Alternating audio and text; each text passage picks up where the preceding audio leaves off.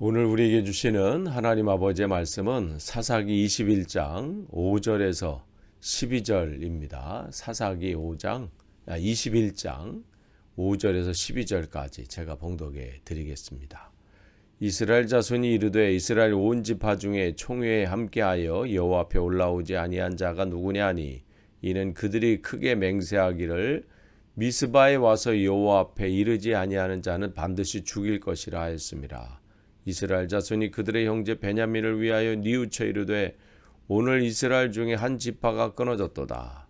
그 남은 자들에게 우리가 어떻게 하면 아내를 얻게 하리요. 우리가 전에 여호와로 맹세하여 우리의 딸을 그의 아내로 주지 아니하리라 하였도다. 또 이르되 이스라엘 지파 중에 미스바에 올라와서 여호와께 이르지 아니한 자 누구냐 하고 본즉 야베스 길앗에서는 한 사람도 진영에 이르러 총회에 참여하지 아니하였으니 백성을 계수할 때에 야베스 길앗 주민이 하나도 거기 없음을 보았습니다. 회중이 큰 용사 12,000명을 그리로 보내며 그들에게 명령하여 이르되 가서 야베스 길앗 주민과 부녀와 어린아이를 칼날로 치라. 너희가 행할 일은 모든 남자와 및 남자와 잔 여자를 진멸하여 바칠 것이니라 하였더라. 그들이 야베스 길앗 주민 중에서 젊은 처녀 400명을 얻었으니 이는 아직 남자와 동침한 일이 없어 남자를 알지 못하는 자라. 그들을 실로 진영으로 데려오니 이곳은 가나안 땅이었더라. 아멘. 우리가 지금 계속해서 사사기의 말씀을 지금 우리가 나누고 있습니다. 사사기의 이제 마지막 장을 지금 이번 주에 이제 살펴봅니다. 이제 21장까지가 이제 마지막인데 16장까지 이제 순서대로 이스라엘의 이제 사사들을 이제 쭉 살펴봤다면요. 17장서부터 21장까지 이 네 장은 사사 시대 이제 초반부의 사건들을 이제 두 가지 이제 사건들을 이야기하면서 이스라엘이 얼마나 도덕적으로나 영적으로 타락했는지를 우리에게 극명하게 보여주고 있습니다. 지금 이스라엘이 11개 지파가 베냐민 지파와 전쟁을 했지요.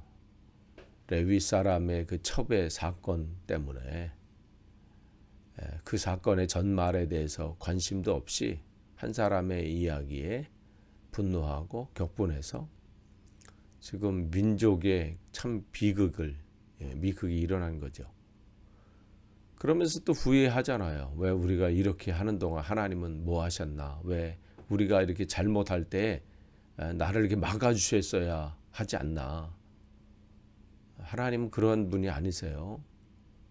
내가 깨달아서 하나님께 돌아오기를 원하시지 내가 잘못하고 있는데 그때 갑자기 이들은 핑계를 다 하나님 앞에 대는 거예요. 하나님은 계속해서 말씀하셨어요.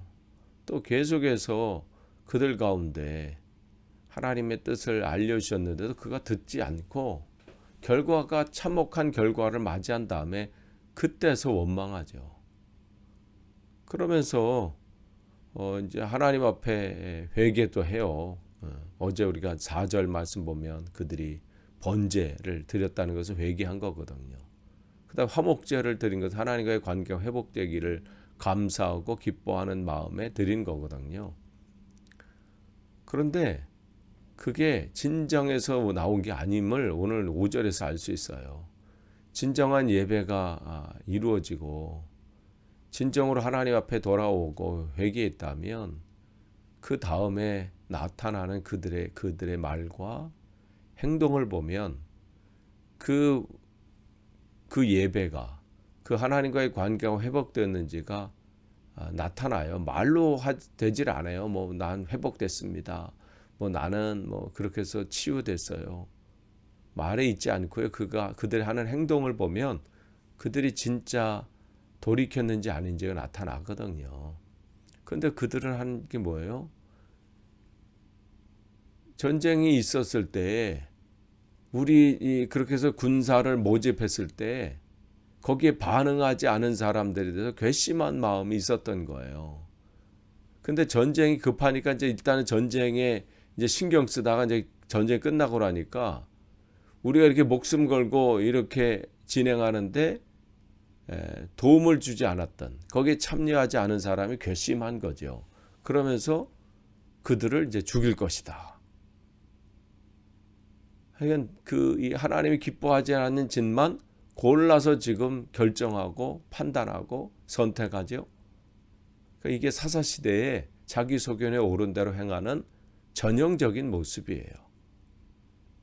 그러니까 하나님 앞에 예배하고 한 짓이 지금 사람을 죽이겠다는 거죠.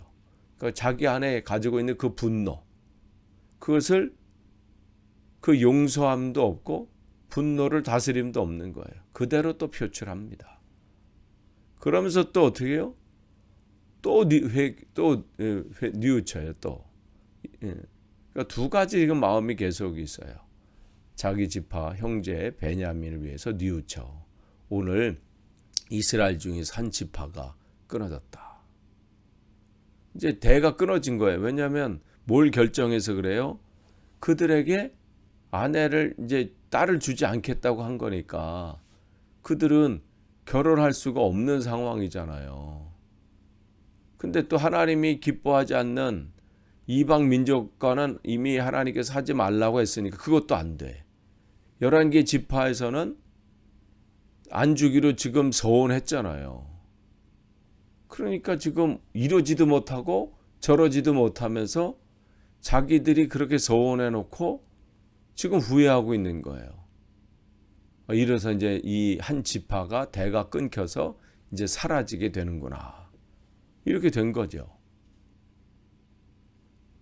그러니까 차오르는 분노 때문에 지금 그들이 제대로 생각하지 못하고 분별하지 못하고 경솔하게 지금 서원한 거잖아요. 우리가 저들에게 딸을 주지 않겠다. 그러면 그렇게 했으면 어떻게 해요? 회개하면 되는 거잖아요. 우리가 이 경솔하게 서운한 사람, 우리가 사사이기를 이제 보면서 봤던 사람이 누구예요? 사사 입다였잖아요. 입다. 그 사람은 어떤 서원을 했나요? 하나님께서 전쟁에서 승리하게 해주신다면 자기가 이제 전쟁에서 끝나고 자기 집으로 가서 집 문에서 제일 먼저 자기를 맞이한 사람을 하나님 앞에 번제로 드리겠다. 잡아 죽여서 태워서 죽이겠다는 거예요. 아니, 주인이 왔을 때 그 가족이, 아버지가 왔을 때, 또 주인이 왔을 때 뭐 거기 있는 종이나 아니면 딴 사람들이 먼저 기쁘게 맞이할 거 아니에요? 아니, 먼저 맞이한 사람이 무슨 죄가 있겠어요? 근데 그 서원을 누가 한 거예요? 자기가 한, 그 당사자도 아니고 제3자가 내가 그 사람을 만나면 내가 그 사람을 드리겠습니다. 아니, 잘못된 서원을 했으면 그걸 지키려고 애쓸 게 아니라 하나님 앞에 어떻게 해요? 딸이 나왔을 때 하나님, 아니 딸이 나오기 전에도 생각났거든. 경솔하게 했음을 고백하고 하나님, 내가 잘못했습니다. 용서해 주십시오. 내가 너무 그때 분위기에 취해서 내가 경솔하게 내가 서원했습니다. 그렇게 하나님 앞에 회개하고 했으면 하나님이 그 딸을 번제로 드리지 않았다고 분노하시고 뭐 벌을 내셨을까요? 아니라고 봅니다. 하나님이 그런 분이 아니세요. 근데 자기들이 서원하고 자기들이 거기 얽매여 가지고 얼마나 괴로움을 겪는 분이 있는지 몰라요.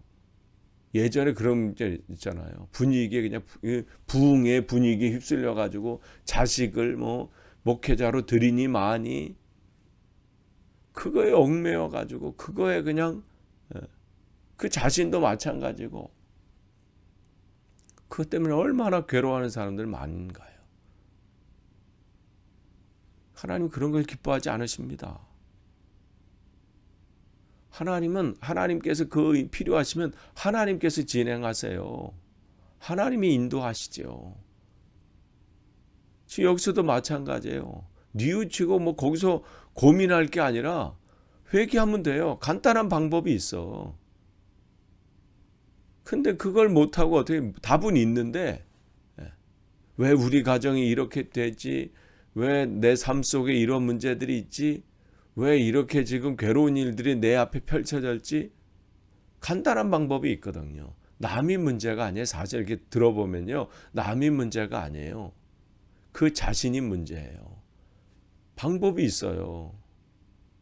회개하면 돼요. 하나님 잘못했습니다. 내가 그때 잘못 판단했습니다. 경솔하게 그것을 결정했습니다. 근데 이들은 어떻게 고집 부려요. 그 고집이 어떻게 해요? 더 큰 화를 자초하잖아요. 8절에 보면 이제 생각난 게 그런 거겠죠.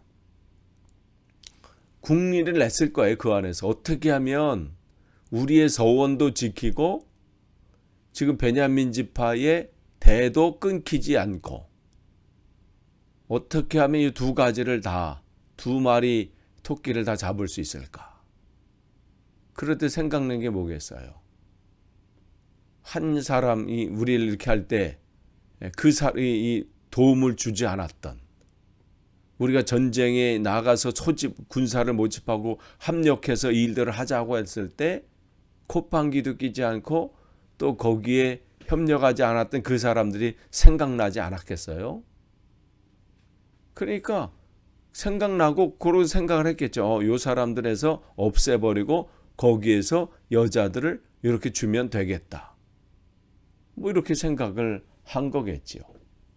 그러면서 용사 12,000명을 또 뽑아서 또 피비린내 나는 일을 시작합니다.